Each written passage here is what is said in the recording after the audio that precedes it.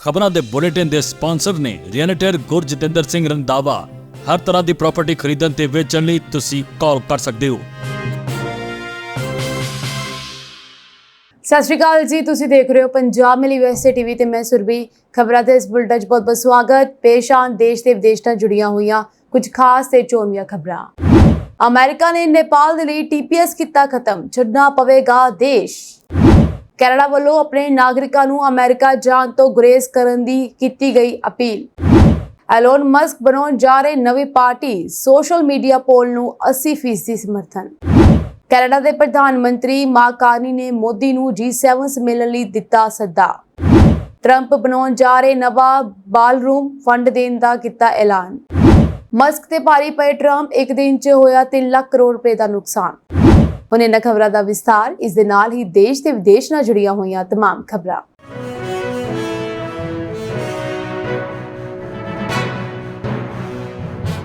ਅਮਰੀਕੀ ਰਾਸ਼ਟਰਪਤੀ Donald Trump ਨੇ ਆਪਣੀ ਸਖਤ ਇਮੀਗ੍ਰੇਸ਼ਨ ਨੀਤੀ ਦੇ ਤਹਿਤ ਨੇਪਾਲ ਸਮੇਤ ਕੁਝ ਹੋਰ ਦੇਸ਼ਾਂ ਉੱਤੇ ਨਵੀਆਂ ਯਾਤਰਾ ਪਾਬੰਦੀਆਂ ਲਗਾ ਦਿੱਤੀਆਂ ਹਨ। ਇਸ ਦੇ ਨਾਲ ਹੀ ਅਮਰੀਕੀ ਗ੍ਰਹਿ ਸੁਰੱਖਿਆ ਵਿਭਾਗ ਯਾਨੀ ਕਿ DHS ਨੇ ਨੇਪਾਲ ਦੇ ਲਈ ਅਸਥਾਈ ਸੁਰੱਖਿਅਤ ਸਥਿਤੀ ਯਾਨੀ TPS ਖਤਮ ਕਰਨ ਦਾ ਐਲਾਨ ਕਰ ਦਿੱਤਾ ਹੈ। TPS ਦੇ ਅਧੀਨ ਹਜ਼ਾਰਾਂ ਨੇਪਾਲੀ ਨਾਗਰਿਕ 2015 ਦੇ ਭੂਚਾਲ ਤੋਂ ਬਾਅਦ ਅਮਰੀਕਾ ਵਿੱਚ ਰਹਿ ਰਹੇ ਸਨ। ਹੁਣ ਉਹਨਾਂ ਨੂੰ 5 ਅਗਸਤ 2025 ਤੱਕ ਦੇਸ਼ ਛੱਡਣ ਲਈ ਕਿਹਾ ਗਿਆ ਹੈ। DHS ਨੇ ਆਪਣੇ ਸਮੀਖਿਆ ਵਿੱਚ ਨਤੀਜਾ ਕੱਢਿਆ ਕਿ ਹੁਣ ਨੇਪਾਲ TPS ਦੀ ਕਾਨੂੰਨੀ ਯੋਗਤਾ ਤੇ ਪੂਰਾ ਨਹੀਂ ਉਤਰਦਾ। ਅਮਰੀਕੀ ਪ੍ਰਸ਼ਾਸਨ ਦਾ ਮਤਲਬ ਹੈ ਕਿ ਨੇਪਾਲ ਨੇ ਭੂਚਾਲ ਤੋਂ ਬਾਅਦ ਮੁਲਕ ਦੀ ਮੁੜ ਤਿਆਰੀ ਅਤੇ ਆਫਤ ਤੋਂ ਉਭਰਨ ਵਿੱਚ ਕਾਫੀ ਤਰੱਕੀ ਕੀਤੀ ਹੈ, ਇਸ ਲਈ TPS ਦੀ ਲੋੜ ਨਹੀਂ ਰਹੀ। ਅਧਿਕਾਰੀਆਂ ਨੇ ਕਿਹਾ ਹੁਣ ਨੇਪਾਲ ਆਪਣੇ ਨਾਗਰਿਕਾਂ ਦੀ ਵਾਪਸੀ ਨੂੰ ਢੁਕਵੇਂ ਢੰਗ ਨਾਲ ਸੰਭਾਲ ਸਕਦਾ ਹੈ। TPS ਦੇ ਫਾਇਦੇ ਅਤੇ ਪ੍ਰਭਾਵ ਵੀ ਹਨ। TPS ਦੇ ਅਧੀਨ ਲਗਭਗ 9000 ਨੇਪਾਲੀ ਨਾਗਰਿਕਾਂ ਨੂੰ ਅਮਰੀਕਾ ਵਿੱਚ ਰਹਿਣ ਅਤੇ ਕੰਮ ਕਰਨ ਦੀ ਆਗਿਆ ਮਿਲੀ ਹੋਈ ਸੀ। ਇਹ ਦਰਜਾ ਉਹਨਾਂ ਨੂੰ ਜਬਰਨ ਦੇਸ਼ ਨਿਕਾਲੇ ਤੋਂ ਬਚਾਉਂਦਾ ਸੀ। TPS ਦੀ ਮਿਆਦ ਜੋ ਹੈ 5 ਅਗਸਤ 2025 ਨੂੰ ਖਤਮ ਹੋ ਜਾਵੇਗੀ, ਜਿਸ ਤੋਂ ਬਾਅਦ ਇਹਨਾਂ ਵਿਅਕਤੀਆਂ ਨੂੰ 60 ਦਿਨਾਂ ਵਿੱਚ ਅਮਰੀਕਾ ਛੱਡਣਾ ਪਵੇਗਾ ਜੇਕਰ ਉਹਨਾਂ ਕੋਲ ਰਹਿਣ ਲਈ ਹੋਰ ਕਾਨੂੰਨੀ ਆਧਾਰ ਨਹੀਂ ਹੈ। USCIS ਨੇ ਵੀ ਇਸ ਦੀ ਪੁਸ਼ਟੀ ਕਰਦਿਆਂ ਕਿਹਾ ਕਿ TPS ਦੇ ਹੱਕਦਾਰਾਂ ਲਈ ਰਿਹਾਇਸ਼ ਅਤੇ ਕੰਮ ਕਰਨ ਦੀ ਆਗਿਆ 5 ਅਗਸਤ 2025 ਤੱਕ ਵਧਾ ਦਿੱਤੀ ਗਈ ਹੈ। TPS ਹਾਸਲ ਕਰ ਚੁੱਕੇ ਨੇਪਾਲੀ ਨਾਗਰਿਕਾਂ ਨੂੰ ਸਲਾਹ ਦਿੱਤੀ ਗਈ ਹੈ ਕਿ ਉਹ ਇਮੀਗ੍ਰੇਸ਼ਨ ਵਕੀਲ ਜਾਂ ਪ੍ਰਮਾਣਿਤ ਨੁਮਾਇੰਦਿਆਂ ਨਾਲ ਰਾਬਤਾ ਕਰਕੇ ਹੋਰ ਵਿਕਲਪਾਂ ਜਿਵੇਂ ਕਿ ਅਜ਼ਾਈਲਮ, ਨੌਕਰੀ ਜਾਂ ਪਰਿਵਾਰਿਕ ਆਧਾਰ ਤੇ ਵੀਜ਼ਾ ਦੀ ਜਾਂਚ ਕਰਨ। ਟਰੰਪ ਦੀ ਨਵੀਂ ਯਾਤਰਾ ਪਾਬੰਦੀ। ਇਸ ਦੇ ਇਲਾਵਾ ਟਰੰਪ ਪ੍ਰਸ਼ਾਸਨ ਨੇ 12 ਮੁਲਕਾਂ ਉੱਤੇ ਪੂਰੀ ਤਰ੍ਹਾਂ ਯਾਤਰਾ ਪਾਬੰਦੀ ਲਗਾਈ ਹੈ ਅਤੇ 7 ਹੋਰ ਦੇਸ਼ਾਂ ਉੱਤੇ ਹਿੱਸਾਵਾਰ ਰੋਕ ਲਗਾ ਦਿੱਤੀ ਹੈ। ਇਹ ਪਾਬੰਦੀਆਂ ਮੁੱਖ ਤੌਰ ਤੇ ਅਫਰੀਕਾ ਅਤੇ ਪੱਛਮੀ ਏਸ਼ੀਆ ਦੇ ਦੇਸ਼ਾਂ ਉੱਤੇ ਲਾਗੂ ਹੋਈਆਂ ਹਨ, ਜਿਸ ਦਾ ਹਵਾਲਾ ਟਰੰਪ ਨੇ ਰਾਸ਼ਟਰੀ ਸੁਰੱਖਿਆ ਚਿੰਤਾਵਾਂ ਦੇ ਤੌਰ ਤੇ ਦਿੱਤਾ ਹੈ। ਕੈਨੇਡਾ ਦੇ ਵਿਦੇਸ਼ ਮੰਤਰਾਲੇ ਨੇ ਅਮਰੀਕਾ ਜਾਣ ਦੇ ਇੱਛੁਕ ਆਪਣੇ ਨਾਗਰਿਕਾਂ ਨੂੰ ਗੁਆਂਢੀ ਦੇਸ਼ ਦੀਆਂ ਸਰਹੱਦੀ ਸਖਤੀਆਂ ਕਾਰਨ ਅਮਰੀਕਾ ਜਾਣ ਤੋਂ ਗੁਰੇਜ਼ ਕਰਨ ਦੀ ਅਪੀਲ ਕੀਤੀ ਹੈ। ਬੇਸ਼ੱਕ ਮਾਰਚ ਤੋਂ ਬਾਅਦ ਅਮਰੀਕੀ ਸਰਹੱਦ ਤੋਂ ਆਰ-ਪਾਰ ਦੀ ਆਵਾਜਾਈ ਅੱਧੀ ਤੋਂ ਵੀ ਘਟ ਚੁੱਕੀ ਹੈ, ਪਰ ਅਮਰੀਕੀ ਰਾਸ਼ਟਰਪਤੀ ਡੋਨਾਲਡ ਟਰੰਪ ਵੱਲੋਂ ਬੀਤੇ ਦਿਨੀ ਲਾਈਆਂ ਕੁਝ ਹੋਰ ਪਾਬੰਦੀਆਂ ਦੇ ਮੱਦੇਨਜ਼ਰ ਸਰਕਾਰ ਨੇ ਸੁਚੇਤ ਕੀਤਾ ਹੈ ਕਿ ਸੜਕੀ, ਹਵਾਈ ਜਾਂ ਸਮੁੰਦਰੀ ਰਸਤਿਆਂ 'ਚੋਂ ਕਿਸੇ ਰਸਤੇ ਵੀ ਅਮਰੀਕਾ ਜਾਣ ਵਾਲੇ ਕੈਨੇਡੀਆਈ ਨਾਗਰਿਕ ਜੇ ਸਰਹੱਦੀ ਲਾਂਘੇ ਰਾਹੀਂ ਜਾਣ ਜਾਂ ਵਾਪਸ ਆਉਣ ਵੇਲੇ ਰੋਕੇ ਜਾਂਦੇ ਹਨ ਤਾਂ ਉਹ ਕੈਨੇਡਾ ਸਰਕਾਰ ਤੋਂ ਕਿਸੇ ਮਦਦ ਦੀ ਝਾਕ ਨਾ ਰੱਖਣ, ਯਾਨੀ ਕਿ ਕਿਸੇ ਵੀ ਤਰੀਕੇ ਦੀ ਮਦਦ ਦੀ ਉਮੀਦ ਨਾ ਕੀਤੀ ਜਾਵੇ। ਸਰਕਾਰ ਨੇ ਕਿਹਾ ਹੈ ਕਿ ਉਹ ਆਪਣੇ ਨਾਗਰਿਕਾਂ ਦੀ ਸਰਹੱਦ ਪਾਰ ਜਾਣ ਦੀ ਮਜਬੂਰੀ ਸਮਝਦੇ ਹਨ, ਪਰ ਕੁਝ ਸਖਤੀਆਂ ਕਰਕੇ ਲੋਕ ਆਪਣੀ ਯਾਤਰਾ ਹਾਲਾਤ ਨੂੰ ਅਗਰ ਅੱਗੇ ਕਰ ਦੇਣ ਜਦ ਤੱਕ ਹਾਲਾਤ ਠੀਕ ਨਹੀਂ ਹੁੰਦੇ ਤਾਂ ਇਹ ਉਹਨਾਂ ਦੇ ਹਿੱਤ ਵਿੱਚ ਹੋਵੇਗਾ। ਅਮਰੀਕਾ ਦੇ ਰਾਸ਼ਟਰਪਤੀ ਡੋਨਾਲਡ ਟਰੰਪ ਨਾਲ ਜਾਰੀ ਵਿਵਾਦ ਵਿਚਾਲੇ ਅਰਬਪਤੀ ਕਾਰੋਬਾਰੀ ਐਲੋਨ ਮਸਕ ਦਾ ਐਕਸ ਪੋਲ ਚਰਚਾ ਵਿੱਚ ਹੈ। ਟੈਸਲਾ ਅਤੇ SpaceX ਦੇ CEO ਐਲੋਨ ਮਸਕ ਅਤੇ ਰਾਸ਼ਟਰਪਤੀ ਡੋਨਾਲਡ ਟਰੰਪ ਵਿਚਕਾਰ ਦੋਸਤੀ ਟੁੱਟ ਗਈ ਹੈ। ਦੋਵਾਂ ਵਿਚਕਾਰ ਸ਼ਬਦੀ ਜੰਗ ਜਾਰੀ ਹੈ। ਇਸ ਦੌਰਾਨ ਮਸਕ ਨੇ ਅਮਰੀਕਾ ਵਿੱਚ ਇੱਕ ਨਵੀਂ ਰਾਜਨੀਤਿਕ ਪਾਰਟੀ ਦੀ ਜ਼ਰੂਰਤ ਬਾਰੇ ਇੱਕ ਵੱਡਾ ਬਿਆਨ ਦਿੱਤਾ ਹੈ। ਦਰਅਸਲ ਐਲੋਨ ਮਸਕ ਨੇ ਆਪਣੇ ਸੋਸ਼ਲ ਮੀਡੀਆ ਪਲੇਟਫਾਰਮ X ਤੇ ਇੱਕ ਪੋਲ ਚਲਾਇਆ ਸੀ, ਜਿਸ ਵਿੱਚ ਉਸਨੇ ਪੁੱਛਿਆ ਸੀ ਕਿ ਕੀ ਅਮਰੀਕਾ ਵਿੱਚ ਇੱਕ ਨਵੀਂ ਰਾਜਨੀਤਿਕ ਪਾਰਟੀ ਬਣਾਈ ਜਾਣੀ ਚਾਹੀਦੀ ਹੈ। ਹੁਣ ਇਸ ਪੋਲ ਦੇ ਨਤੀਜੇ ਪ੍ਰਗਟ ਕੀਤੇ ਹਨ ਅਤੇ ਕਿਹਾ ਹੈ ਕਿ 80% ਲੋਕਾਂ ਨੇ ਸਮਰਥਨ ਵਿੱਚ ਵੋਟ ਦਿੱਤੀ ਹੈ। ਮਸਕ ਦੇ ਇਸ ਪੋਲ ਵਿੱਚ 54.30 ਲੱਖ ਲੋਕਾਂ ਨੇ ਹਿੱਸਾ ਲਿਆ। ਨਾਲ ਹੀ 19.6% ਲੋਕਾਂ ਨੇ ਮਸਕ ਦੇ ਬਿਆਨ ਨੂੰ ਰੱਦ ਕਰ ਦਿੱਤਾ। ਮਸਕ ਨੇ ਐਕਸ ਤੇ ਲਿਖਿਆ ਕਿ ਜਨਤਾ ਨੇ ਆਪਣਾ ਫੈਸਲਾ ਦੇ ਦਿੱਤਾ ਹੈ। ਅਮਰੀਕਾ ਨੂੰ ਇੱਕ ਨਵੀਂ ਰਾਜਨੀਤਿਕ ਪਾਰਟੀ ਦੀ ਲੋੜ ਹੈ ਜੋ ਮੱਧਮ ਵਰਗੀ 80% ਲੋਕਾਂ ਦੀ ਨੁਮਾਇੰਦਗੀ ਕਰੇ ਅਤੇ ਬਿਲਕੁਲ 80% ਲੋਕਾਂ ਨੇ ਇਸ ਦਾ ਸਮਰਥਨ ਵੀ ਕੀਤਾ ਹੈ। ਇਸ ਤੋਂ ਬਾਅਦ ਉਸਨੇ ਇੱਕ ਹੋਰ ਪੋਸਟ ਵਿੱਚ ਸਿਰਫ ਇਹ ਲਿਖਿਆ, ਦ ਅਮਰੀਕਾ ਪਾਰਟੀ। ਦੋਵਾਂ ਵਿਚਾਲੇ ਟਕਰਾਅ ਉਦੋਂ ਵਧਿਆ ਜਦੋਂ ਉਹਨਾਂ ਵਿਚਾਲੇ ਸ਼ਬਦੀ ਜੰਗ ਤੇਜ਼ ਹੋ ਗਈ। ਮਸਕ ਨੇ ਟਰੰਪ ਤੇ ਨਿਸ਼ਾਨਾ ਬਿੰਦਿਆ ਕਿਹਾ ਕਿ ਮੇਰੇ ਬਿਨਾਂ ਟਰੰਪ ਚੋਣ ਹਾਰ ਜਾਂਦੇ। ਮਸਕ ਨੇ ਟਰੰਪ ਤੇ ਮਹਾਦੋਸ਼ ਲਗਾਉਣ ਅਤੇ ਉਹਨਾਂ ਨੂੰ ਹਟਾਉਣ ਦਾ ਵੀ ਸਮਰਥਨ ਕੀਤਾ। ਮਸਕ ਦੁਆਰਾ ਸੁਝਾਈ ਗਈ ਅਮਰੀਕਾ ਪਾਰਟੀ ਅਜੇ ਵੀ ਸਿਰਫ ਇੱਕ ਵਿਚਾਰ ਹੈ, ਪਰ ਇਸ ਨੂੰ ਅਮਰੀਕੀ ਰਾਜਨੀਤੀ ਵਿੱਚ ਇੱਕ ਨਵੇਂ ਯੁੱਗ ਦੀ ਸ਼ੁਰੂਆਤ ਦੇ ਸੰਕੇਤ ਵਜੋਂ ਦੇਖਿਆ ਜਾ ਰਿਹਾ ਹੈ, ਖਾਸ ਕਰਕੇ ਜਦੋਂ ਮਸਕ ਦੀ ਸੋਸ਼ਲ ਮੀਡੀਆ ਪਹੁੰਚ ਅਤੇ ਪ੍ਰਭਾਵ ਦਿਨੋ-ਦਿਨ ਵਧ ਰਿਹਾ ਹੈ। ਮਸਕ ਦੇ ਐਕਸ ਤੇ 20 ਕਰੋੜ ਤੋਂ ਵੱਧ ਫੋਲੋਅਰਸ ਹਨ। ਟਰੰਪ ਨੇ ਜਵਾਬੀ ਹਮਲਾ ਕਰਦਿਆਂ ਟਰੁਥ ਸੋਸ਼ਲ ਤੇ ਮਸਕ ਨੂੰ ਗੱਦਾਰ ਕਿਹਾ ਅਤੇ ਚੇਤਾਵਨੀ ਦਿੱਤੀ ਕਿ ਉਸ ਵਿਰੁੱਧ ਕਾਰਵਾਈ ਕੀਤੀ ਜਾ ਸਕਦੀ ਹੈ। ਉਹਨਾਂ ਨੇ ਕਿਹਾ ਕਿ ਬਜਟ ਵਿੱਚ ਅਰਬਾਂ ਡਾਲਰ ਬਚਾਉਣ ਦਾ ਸਭ ਤੋਂ ਆਸਾਨ ਤਰੀਕਾ ਹੈ ਐਲੋਨ ਮਸਕ ਦੀਆਂ ਸਰਕਾਰੀ ਸਬਸਿਡੀਆਂ ਅਤੇ ਇਕਰਾਰਨਾਮਿਆਂ ਨੂੰ ਰੋਕਣਾ।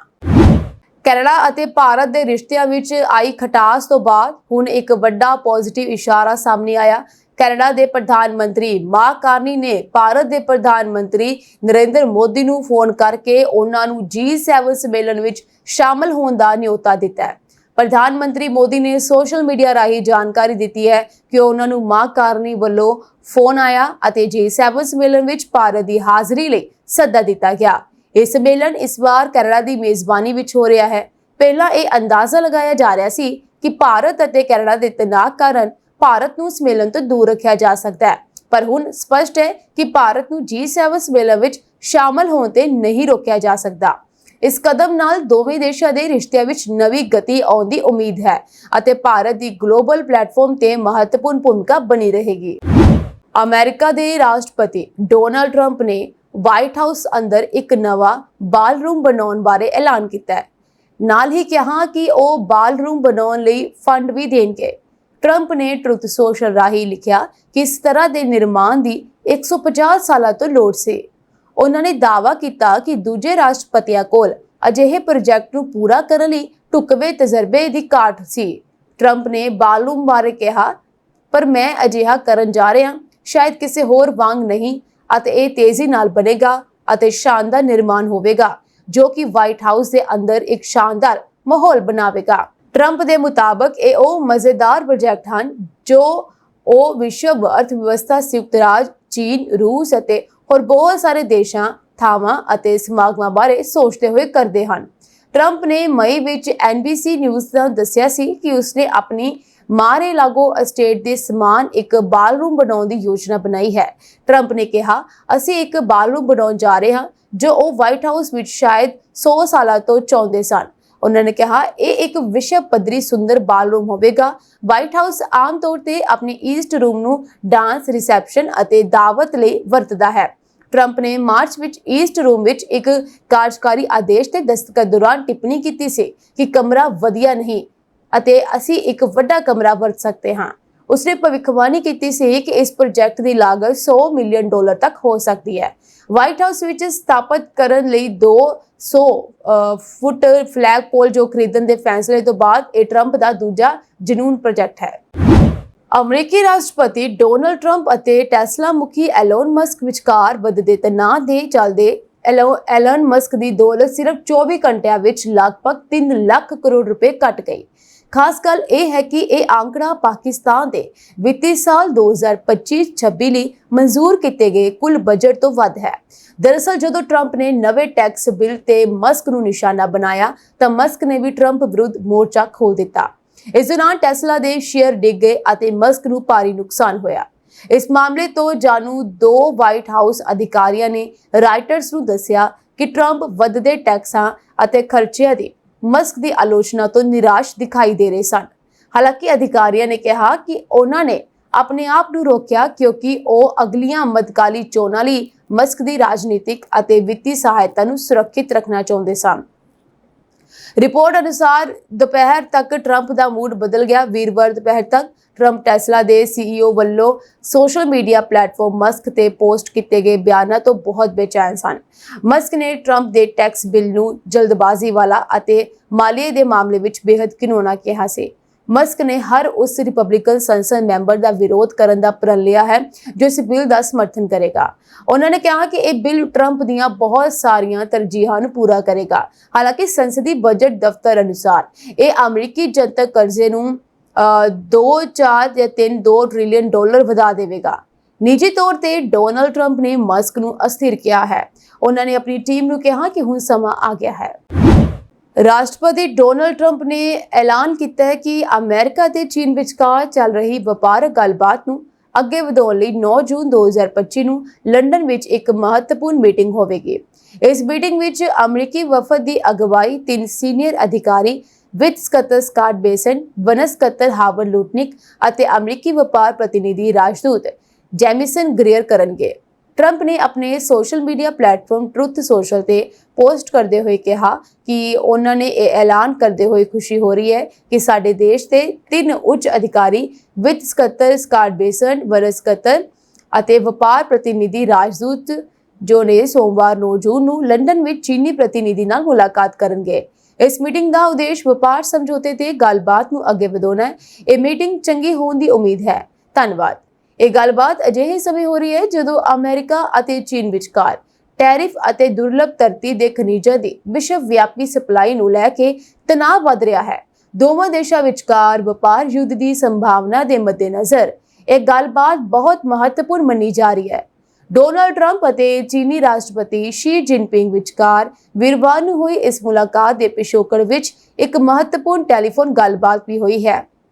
इस गलबात विच दोवें नेता इस गल ते सहमत होए कि उन्हां नूं वपार नाल संबंधित मुद्दिआं नूं आपसी गलबात राही हल करना चाहिए तां जो किसी भी वड्डे आर्थिक टकराव तो बचिया जा सके। लुधियाना वासी 40 साल के व्यक्ति की एडमिंटन च गोलियां मार के हत्या कर दी गई। पुलिस मुताबक एक घटना एडमिंटन के दक्षिण पश्चिमी हिस्से च बीती रात अद्धी रात नूं वापरी। मैडिकल रिपोर्ट मुताबक गोलियां लगन तो बाद उसने मौके ते ही दम तोड़ दिता। मृतक का नाम इंद्रपाल सिंह दस्सिया जा रहा है। ये इत्थे टैक्सी चलाउंदा सी। उसकी पत्नी गर्भवती है। मामले की जांच की जा रही है। एनसीपी आगू बाबा सिद्दीकी कतलकांड के मास्टरमाइंड जीशान अख्तर उर्फ जस्सी पुरेवाल नूं कैनेडा विच सरी पुलिस ने गिरफ्तार कर लिया है। अजे स्पष्ट नहीं है कि गिरफ्तारी किहड़े मामले विच की गई है। ਜ਼ਿਕਰਯੋਗ ਹੈ ਕਿ 12 ਅਕਤੂਬਰ 2024 ਦੀ ਰਾਤ ਨੂੰ ਬਾਬਾ ਸਿੱਦੀਕੀ ਦੀ ਮੁੰਬਈ ਵਿੱਚ ਉਸਦੇ ਪੁੱਤਰ ਜਿਸ਼ਾਨ ਸਿੱਦੀਕੀ ਦੇ ਦਫ਼ਤਰ ਦੇ ਬਾਹਰ ਗੋਲੀ ਮਾਰ ਕੇ ਉਸਦਾ ਕਤਲ ਕਰ ਦਿੱਤਾ ਗਿਆ ਸੀ। ਲੋਰੈਂਸ ਬਿਸ਼ਨੋਈ ਗੈਂਗ ਨੇ ਇਸ ਕਤਲ ਦੀ ਜ਼ਿੰਮੇਵਾਰੀ ਲਈ ਸੀ। ਗੈਂਗ ਨੇ ਦਾਅਵਾ ਕੀਤਾ ਸੀ ਕਿ ਬਾਬਾ ਸਿੱਦੀਕੀ ਬਾਲੀਵੁੱਡ ਸਟਾਰ ਸਲਮਾਨ ਖਾਨ ਦਾ ਕਰੀਬੀ ਸੀ ਤੇ ਇਸੇ ਕਰਕੇ ਉਸ ਨੂੰ ਮਾਰ ਦਿੱਤਾ ਗਿਆ ਸੀ। ਫਿਲਹਾਲ ਉਸ ਤੋਂ ਬਾਅਦ ਹੀ ਇਹ ਗੈਂਗਸਟਰ ਜੋ ਸੀ ਲੋੜਿੰਦਾ ਸੀਗਾ ਜਿਸਨੇ ਗੋਲੀ ਮਾਰੀ ਸੀ कहा जा रहा है कैनेडा तो गिरफ्तार कर लिया गया है पर हाले तक इस मामले बारे कोई जानकारी नहीं है कि इसनूं किस मामले दे विच गिरफ्तार किया गया है। यूक्रेन वालों रूसी हवाई अड्डियां ते होए हमलिਆਂ तो कुछ दिन बाद रूस ने शुक्रवार की सवेर कीव समेत यूक्रेन के कई शहरों ते मिसाइल हमला किया। इस नाल ड्रोन दे नाल भी भारी हमले किए। हमले विच घट्टो घੱਟ 3 लोगों की मौत हो गई है जबकि दर्जनां होर जख्मी हुए हैं।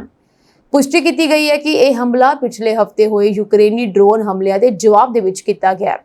ਉਹ ਹਮਲੇ ਸਰਾਟੋਵ ਅਤੇ ਰਿਆਜ਼ਾਨ ਖੇਤਰਾਂ ਵਿੱਚ ਸਥਿਤ ਰੂਸ ਦੇ ਹਵਾਈ ਅੱਡਿਆਂ ਤੇ ਹੋਏ ਸਨ ਜਿੱਥੇ ਕੁਝ ਪਰਮਾਣੂ ਹਥਿਆਰ ਲੈ ਜਾਣ ਯੋਗ ਬੰਬਵਰਸਾਕ ਜਹਾਜ਼ ਨਸ਼ਟ ਕਰ ਦਿੱਤੇ ਗਏ ਸਨ। ਰਿਪੋਰਟ ਮੁਤਾਬਕ ਯੂਕਰੇਨੀ ਇੰਟੈਲੀਜੈਂਸ ਨੇ ਲੱਕੜ ਦੇ ਛੱਪੜਾਂ 'ਚ ਲੁਕਵਾਏ क्वाड काप्टर ड्रोनां दी वरतों करके ये हमले किए। ये युद्ध के 3 सालों में सब तो हिम्मतवान हमलों विचों एक मने जा रहे हैं। रूसी राष्ट्रपति व्लादिमीर पुतिन ने इस हमले तो पहला अमरीकी राष्ट्रपति डोनाल्ड ट्रंप के नाल टेलीफोन ते गल करते हुए जवाबी कार्रवाई की चेतावनी दी सी। गलबात तो बाद ट्रंप ने कहा सी कि क्रेमलिन रूसी हवाई अड्डियां ते हमलिਆਂ के जवाब विच कई उपाय तैयार कर रहा है। क्रेमलिन के बुलारे दिमित्री ने भी हमले की पुष्टि की है और कहा कि यूक्रेन सरकार के हमलों के जवाब में साडी फौज जो कुछ भी कर रही है वह सेना की दिन ब दिन जारी जवाबी कार्रवाई का हिस्सा है। कीव राज ने एक आतंकवादी राज की रूपरेखा तार ली है। ਮਿਆਂਮਾਰ ਵਿੱਚ ਇੱਕ ਹੈਰਾਨ ਕਰਨ ਵਾਲੀ ਘਟਨਾ ਸਾਹਮਣੇ ਆਈ ਹੈ, ਜਿੱਥੇ ਇੱਕ 6 ਸਾਲ ਦੀ ਬੱਚੀ ਨੂੰ ਅੱਤਵਾਦੀ ਵਜੋਂ ਗ੍ਰਿਫਤਾਰ ਕੀਤਾ ਗਿਆ ਹੈ। ਦੋਸ਼ ਹੈ ਕਿ ਇਹ ਬੱਚੀ ਉਸ ਸੰਗਠਨ ਦੇ ਨਾਲ ਜੁੜੀ ਹੋਈ ਹੈ ਜਿਸ ਨੇ ਹਾਲ ਹੀ ਵਿੱਚ ਇੱਕ ਸੇਵਾ ਮੁਕਤ ਫੌਜੀ ਜਨਰਲ ਦੀ ਹੱਤਿਆ ਕੀਤੀ ਸੀ। ਇਹ ਘਟਨਾ ਮਿਆਂਮਾਰ ਦੀ ਰਾਜਧਾਨੀ ਯਾਂਗੂਨ ਵਿੱਚ ਦਿਨ ਦਿਹਾੜੇ ਵਾਪਰੀ। ਬੱਚੀ ਨੂੰ 15 ਹੋਰ ਲੋਕਾਂ ਦੇ ਨਾਲ ਹਿਰਾਸਤ ਵਿੱਚ ਲਿਆ ਗਿਆ ਹੈ, ਜਿਨ੍ਹਾਂ ਤੇ ਅੱਤਵਾਦੀ ਹੋਣ ਦਾ ਦੋਸ਼ ਹੈ। 22 ਮਈ ਨੂੰ 68 ਸਾਲ ਦੇ ਸੇਵਾ ਮੁਕਤ ਬ੍ਰਿਗੇਡੀਅਰ ਜਨਰਲ ਅਤੇ ਸਾਬਕਾ ਡਿਪਲੋਮੈਟ ਚੋ ਤੁਨ ਆਂਗ ਦੀ ਯਾਂਗੂਨ ਵਿੱਚ ਗੋਲੀ ਮਾਰ ਕੇ ਹੱਤਿਆ ਕਰ ਦਿੱਤੀ ਗਈ ਸੀ। ਇਹ ਕਤਲ ਉਸ ਸਮੇਂ ਹੋਇਆ ਜਦੋਂ ਉਹ ਖੁੱਲ੍ਹੇਆਮ ਸੜਕ ਤੇ ਘੁੰਮ ਰਿਹਾ ਸੀ। ਮਿਆਂਮਾਰ ਦੇ ਫੌਜ ਸਮਰਥਿਤ ਅਖਬਾਰ global new light off Myanmar ਦੇ ਅਨੁਸਾਰ ਇਸ ਮਾਮਲੇ ਵਿੱਚ ਕੁੱਲ 16 ਲੋਕਾਂ ਨੂੰ ਗ੍ਰਿਫਤਾਰ ਕੀਤਾ ਗਿਆ ਹੈ, ਜਿਸ ਵਿੱਚ ਇਹ ਬੱਚੀ ਵੀ ਸ਼ਾਮਲ ਹੈ। ਰਿਪੋਰਟ ਦੇ ਅਨੁਸਾਰ ਬੱਚੀ ਕਤਲ ਦੇ ਮੁੱਖ ਦੋਸ਼ੀ ਦੀ ਧੀ ਹੈ। ਗੋਲਡਨ ਵੈਲੀ ਵਾਰੀਅਰਸ ਨਾਮਕ ਇੱਕ ਬਾਗੀ ਸੰਗਠਨ ਜੋ ਫੌਜ ਵਿਰੋਧੀ ਗਤੀਵਿਧੀਆਂ ਵਿੱਚ ਸਰਗਰਮ ਹੈ, ਉਸਨੇ ਇਸ ਕਤਲ ਦੀ ਜ਼ਿੰਮੇਵਾਰੀ ਲਈ। ਉਹਨਾਂ ਦਾ ਦਾਅਵਾ ਹੈ ਕਿ ਚੋ ਤੁਨ ਆਂਗ ਲਗਾਤਾਰ ਫੌਜ ਦੇ ਦਮਨਕਾਰੀ ਕਾਰਜਾਂ ਦਾ ਸਮਰਥਨ ਕਰ ਰਿਹਾ ਸੀ, ਖਾਸ ਕਰਕੇ ਨਾਗਰਿਕਾਂ ਵਿਰੁੱਧ। ਇਸੇ ਲਈ ਉਸ ਨੂੰ ਨਿਸ਼ਾਨਾ ਬਣਾਇਆ ਗਿਆ ਸੀ। ਮਿਆਂਮਾਰ ਫੌਜ ਨੇ ਇਸ ਸਮੂਹ ਨੂੰ ਅੱਤਵਾਦੀ ਸੰਗਠਨ ਐਲਾਨਿਆ ਹੈ। ਫੌਜ ਨੇ ਇਹ ਵੀ ਦੋਸ਼ ਲਗਾਇਆ ਕਿ ਇਸ ਕਤਲ ਦੇ ਪਿੱਛੇ ਦੇਸ਼ ਦੀ ਜਲਾਵਤਨ ਸਰਕਾਰ ਰਾਸ਼ਟਰੀ ਏਕਤਾ ਸਰਕਾਰ ਹੈ। ਫੌਜ ਦਾ ਦਾਅਵਾ ਹੈ ਕਿ ਕਾਤਲ ਨੂੰ ਲਗਭਗ 95 ਅਮਰੀਕੀ ਡਾਲਰ ਦਿੱਤੇ ਗਏ ਹਨ। ਹਾਲਾਂਕਿ ਐਨਯੂਜੀ ਨੇ ਇਨ੍ਹਾਂ ਦੋਸ਼ਾਂ ਨੂੰ ਪੂਰੀ ਤਰ੍ਹਾਂ ਰੱਦ ਕਰ ਦਿੱਤਾ। ਉਹਨਾਂ ਦੇ ਬੁਲਾਰੇ ਦਾ ਕਹਿਣਾ ਹੈ ਕਿ ਉਹ ਕਤਲ ਨੂੰ ਉਤਸ਼ਾਹਿਤ ਨਹੀਂ ਕਰਦੇ ਅਤੇ ਫੌਜ ਦਾ ਇਹ ਦਾਅਵਾ ਝੂਠਾ ਹੈ। ਸਾਊਦੀ ਅਰਬ ਨੇ ਹਜ ਸੀਜ਼ਨ ਤੋਂ ਪਹਿਲਾਂ ਇੱਕ ਵੱਡਾ ਫੈਸਲਾ ਲੈਂਦੇ ਹੋਏ ਭਾਰਤ, ਬੰਗਲਾਦੇਸ਼, ਮਿਸਰ ਸਮੇਤ 14 ਦੇਸ਼ਾਂ ਲਈ ਬਲੌਕ ਵਰਕ ਵੀਜ਼ਾ ਜਾਰੀ ਕਰਨ ਉੱਤੇ ਅਸਥਾਈ ਰੋਕ ਲਗਾ ਦਿੱਤੀ। ਇਹ ਫੈਸਲਾ ਮਈ 2025 ਤੋਂ ਲਾਗੂ ਹੋ ਗਿਆ ਹੈ ਅਤੇ ਇਸ ਦਾ ਕਾਰਨ ਸੁਰੱਖਿਆ ਅਤੇ ਪ੍ਰਸ਼ਾਸਨਿਕ ਚਿੰਤਾਵਾਂ, ਖਾਸ ਕਰਕੇ ਹਜ ਦੌਰਾਨ ਯਾਤਰੀਆਂ ਦੇ ਪ੍ਰਬੰਧ ਅਤੇ ਇਮੀਗ੍ਰੇਸ਼ਨ ਨਿਯਮਾਂ ਦੀ ਪਾਲਣਾ ਦੱਸਿਆ ਜਾ ਰਿਹਾ ਹੈ। ਭਾਰਤ, ਬੰਗਲਾਦੇਸ਼, ਮਿਸਰ, Indonesia, Jordan, Yemen, Sudan, Iraq, Ethiopia, Nigeria, Libya, Kenya, Turkey. Block work visa ਆਮ ਤੌਰ ਤੇ ਗਲਫ ਦੇਸ਼ਾਂ ਵਿੱਚ ਕੰਪਨੀਆਂ ਦੁਆਰਾ ਵਿਦੇਸ਼ੀ ਮਜ਼ਦੂਰ ਭਰਤੀ ਕਰਨ ਲਈ ਵਰਤੇ ਜਾਂਦੇ ਹਨ। ਇਹ ਵੀਜ਼ਾ ਪਹਿਲਾਂ ਹੀ ਸਾਊਦੀ ਸਰਕਾਰ ਵੱਲੋਂ ਬਲਕ 'ਚ ਮਨਜ਼ੂਰ ਕੀਤੇ ਜਾਂਦੇ ਹਨ ਅਤੇ ਫਿਰ ਕੰਪਨੀਆਂ ਦੁਆਰਾ ਆਪਣੇ ਕਰਮਚਾਰੀਆਂ ਨੂੰ ਵੰਡੇ ਜਾਂਦੇ ਹਨ। ਇਹ ਪ੍ਰਬੰਧ ਘਰੇਲੂ ਕੰਮ, ਹੋਟਲ ਉਦਯੋਗ ਅਤੇ ਨਿਰਮਾਣ ਖੇਤਰ ਲਈ ਜ਼ਿਆਦਾ ਵਰਤਿਆ ਜਾਂਦਾ ਹੈ। ਰਿਪੋਰਟਾਂ ਅਨੁਸਾਰ ਕਈ ਲੋਕ ਕੰਮ, ਯਾਤਰਾ ਜਾਂ ਉਮਰਾ ਵੀਜ਼ਿਆਂ ਤੇ ਸਾਊਦੀ ਅਰਬ ਪਹੁੰਚ ਕੇ ਹਜ ਵਿੱਚ ਬਿਨਾਂ ਅਨੁਮਤੀਆਂ ਦੇ ਹਿੱਸਾ ਲੈ ਰਹੇ ਹਨ। ਪਿਛਲੇ ਸਾਲ ਇਸ ਕਾਰਨ ਭਾਰੀ ਭੀੜ, ਸਿਹਤ ਅਤੇ ਸੁਰੱਖਿਆ ਪ੍ਰਬੰਧਨ ਤੇ ਦਬਾਅ ਬਣਿਆ। ਇਸ ਵਾਰ ਸਾਊਦੀ ਸਰਕਾਰ ਨੇ ਇਸ ਹਾਲਤ ਤੋਂ ਬਚਣ ਲਈ ਕਾਫੀ ਕੜੇ ਕਦਮ ਚੁੱਕਣ ਦਾ ਫੈਸਲਾ ਕੀਤਾ ਹੈ, ਜਿਸ ਤਹਿਤ ਕੇਵਲ ਅਧਿਕਾਰਤ ਹਜ ਵੀਜ਼ਾ ਵਾਲਿਆਂ ਨੂੰ ਹੀ ਰਵਾਇਤੀ ਹਜ ਅਦਾਇਗੀ ਦੀ ਆਗਿਆ ਹੋਵੇਗੀ। ਇਹ ਰੋਕ ਅਸਥਾਈ ਹੋਣ ਦੇ ਬਾਵਜੂਦ ਇਸ ਦੀ ਮੁੜ ਸ਼ੁਰੂਆਤ ਲਈ ਕੋਈ ਅਧਿਕਾਰਤ ਤਾਰੀਖ ਨਹੀਂ ਦਿੱਤੀ ਗਈ। ਇੰਸਟਾਲੇਸ਼ਨਸ, ਘਰੇਲੂ ਸੇਵਾਵਾਂ, ਹੋਟਲਿੰਗ ਜਾਂ ਹੋਰ ਸੀਜ਼ਨਲ ਕੰਮਾਂ ਲਈ ਮਜ਼ਦੂਰਾਂ ਤੇ ਨਿਰਭਰ ਕੰਪਨੀਆਂ ਨੂੰ ਹੁਣ ਆਪਣੀ ਭਰਤੀ ਰਣਨੀਤੀਆਂ ਬਦਲਣੀਆਂ ਪੈ ਸਕਦੀਆਂ ਹਨ। ਬੰਗਲਾਦੇਸ਼ ਵਰਗੇ ਦੇਸ਼ਾਂ ਵਿੱਚ ਰਿਕਰੂਟਰ ਅਤੇ ਏਜੰਸੀਆਂ ਨੇ ਚਿੰਤਾ ਜਤਾਈ ਹੈ ਕਿ ਹਜ਼ਾਰਾਂ ਲੋਕ ਜਿਹੜੇ ਪਹਿਲਾਂ ਹੀ ਵੀਜ਼ਾ ਪ੍ਰਕਿਰਿਆ ਸ਼ਾਮਲ ਹੋ ਚੁੱਕੇ ਹਨ, ਹੁਣ ਰੁਕਾਵਟ ਦਾ ਸਾਹਮਣਾ ਕਰ ਸਕਦੇ ਹਨ। ਕੈਲੀਫੋਰਨੀਆ ਦੇ ਇੱਕ ਡਾਕਟਰ ਨੇ ਇੱਕ ਥਾਈ ਰੈਸਟੋਰੈਂਟ ਵਿਰੁੱਧ ਮੁਕੱਦਮਾ ਦਾਇਰ ਕੀਤਾ ਕਿਉਂਕਿ ਉਸ ਦੇ ਅਨੁਸਾਰ ਉਸ ਨੂੰ ਇੰਨਾ ਜ਼ਿਆਦਾ ਤਿੱਖਾ ਭੋਜਨ ਪਰੋਸਿਆ ਗਿਆ ਸੀ ਕਿ ਉਸ ਦਾ ਗਲਾ ਹਮੇਸ਼ਾ ਲਈ ਖਰਾਬ ਹੋ ਗਿਆ। ਮਹਿਲਾ ਡਾਕਟਰ ਨੇ ਰੈਸਟੋਰੈਂਟ 'ਚ ਪਰੋਸੇ ਜਾਣ ਵਾਲੇ ਐਪੀਟਾਈਜ਼ਰ ਨੂੰ ਬੇਹੱਦ ਤਿੱਖਾ ਦੱਸਿਆ।